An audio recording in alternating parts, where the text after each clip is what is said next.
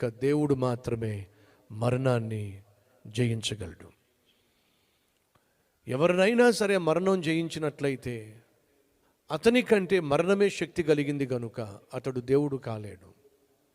ఎవరైతే మరణాన్ని జయించగలరో అతడు దేవుడు కనుక మరణాన్ని జయించగలడు. కాబట్టి ఏ దేవుడైతే మరణాన్ని గెలిచాడో జయించాడో ఆయన్నే నేను అంగీకరిస్తాను, విశ్వసిస్తాను అని చెప్పి ఆ పాప చెప్పడం జరిగింది. ఈరోజు నా ప్రశ్న, ఎవరిని విశ్వసిస్తున్నాం మనం?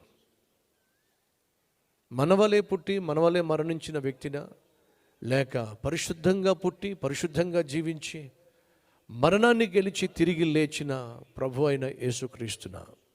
క్రైస్తవ సమాజమా అడుగుతున్నా, ఎవరిని విశ్వసిస్తున్నాం? క్రీస్తును విశ్వసించటం వల్ల మనకు అనుగ్రహించబడే గొప్ప నిరీక్షణ ఏమిటి? యేసుక్రీస్తును విశ్వసించటం ద్వారా ఒక మనిషి కలిగి ఉండే గొప్ప నిరీక్షణ ఏమిటో తెలుసా? మరణానికి భయపడ్డు. ఎందుకంటే క్రైస్తవ జీవితంలో మరణము అనేది నిద్రించుట అని ప్రభువు సెలవిచ్చాడు. నా బిడ్డలు ఎవ్వరూ మరణించరు, వాళ్ళు నిద్రిస్తారంతే.